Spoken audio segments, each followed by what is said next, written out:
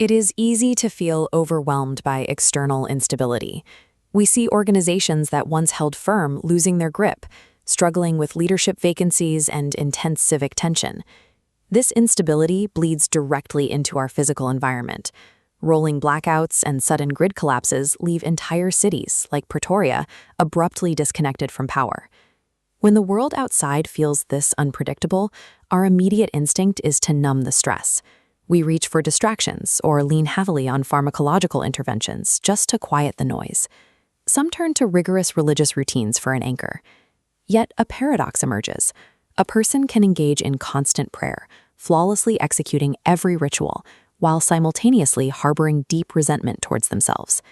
In this state, a higher power begins to feel like an absent parent. The individual is left stranded, capable of connecting with an external deity, but entirely alienated from their own identity. Surviving this baseline of chaos requires a shift in strategy. Instead of exhausted attempts to fix a broken external environment, we have to audit our internal relationships through a deliberate, structured journey inward. This inward journey is mapped out through a specific psychological tool known as Pilgrimage 2026. The path is charted across 42 days. Phase 1 focuses inward. Week 1 grasps core spiritual principles, and Week 2 dissects the brain and mind. The final 2 weeks translate insights outward, cultivating community growth and building long-term resilience. The framework assigns daily archetypes for emotional growth.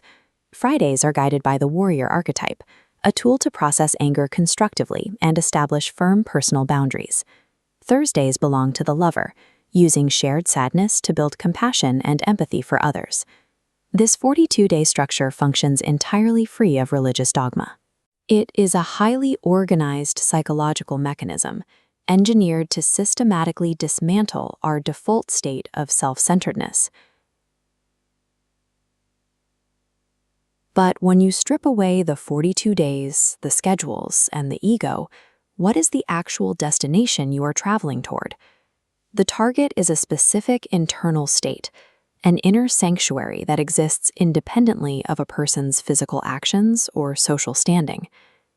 This level of separation is visible in extreme cases, like Wonderwoo, an inmate who sat on death row in Oklahoma. After killing 2 people, she spent years stripping away her identity as a criminal until she found something beneath it, a part of her she believed remained immortal and unaffected by her physical crimes. To her, the soul was a sanctuary the state could not touch. Reaching that level of internal clarity requires an initial, difficult step, admitting absolute powerlessness over the external world. Only by letting go of control can we remove the blocks created by our own egos. We spend our days caught in chaotic, temporary stress, but contrast that anxiety with the rhythm of life found in nature, the guaranteed cycle of the sun rising and setting, regardless of human events. Arriving at your inner sanctuary proves that you are anchored by that same permanence.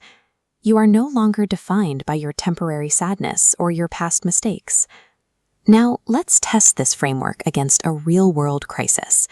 Imagine encountering someone who is actively insulting, destructive, or radiating chaotic energy toward you.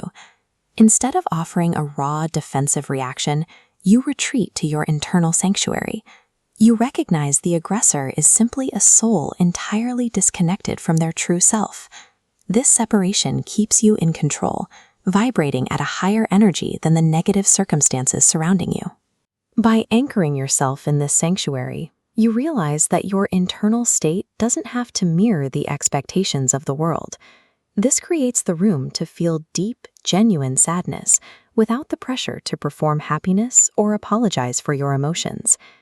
Finding this core provides a sense of vitality and genuine possibility, a state of mind where you can find peace even when the world outside is in a state of disaster.